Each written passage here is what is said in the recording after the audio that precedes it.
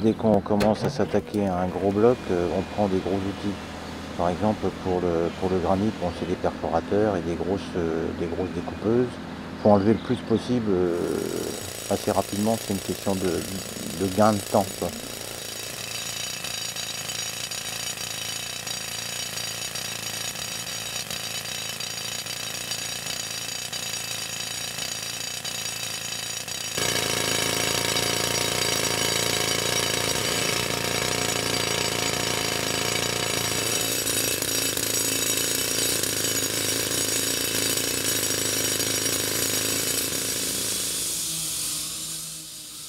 On connaît pas grand chose sur la vie de Mérec. On sait simplement qu'ils étaient 7 frères et que leur mère les a abandonnés dans la nature. Et paraîtrait-il que Mérec en question aurait été nourri par une biche ou une chèvre.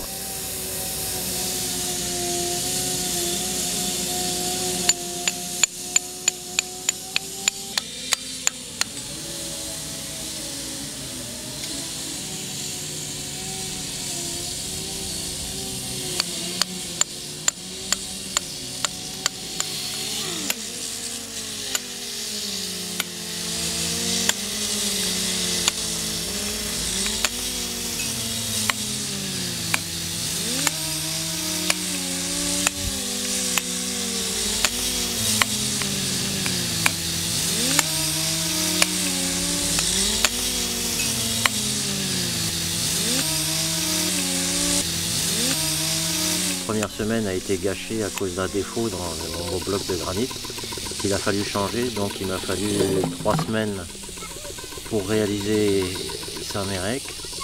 Et comme dans ces 3 semaines je prenais un week-end parce que c'est vraiment très dur et très physique, donc je compte 5 jours par semaine, donc ça fait 15 jours de travail effectif pour le réaliser. Voilà, je m'épate moi-même.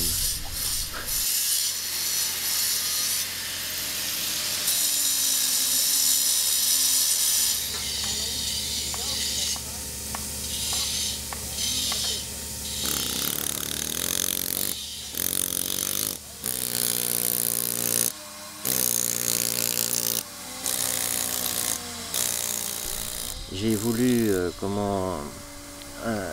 à ma façon, interpréter Le Petit Prince, que j'aime beaucoup. Et contrairement au renard qui va demander au Petit Prince, s'il te plaît, apprivoise-moi, là c'est Mérec qui va voir le renard et qui demande au renard, apprivoise-moi, aide-moi à survivre dans la forêt.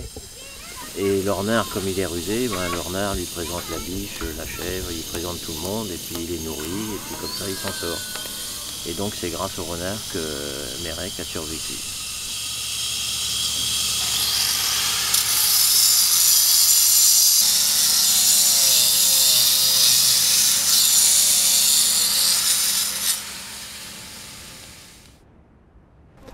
Et donc je l'ai mis en caban et en pantalon marin parce que j'aime beaucoup la mer aussi et que j'habite à côté de la mer. Je l'ai dirigé, en fin de compte, j'ai dirigé son regard vers la forêt qui est en face.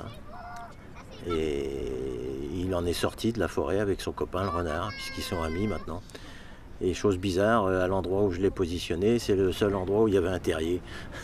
Alors je ne sais pas si c'est celui du renard, mais je trouve ça assez amusant.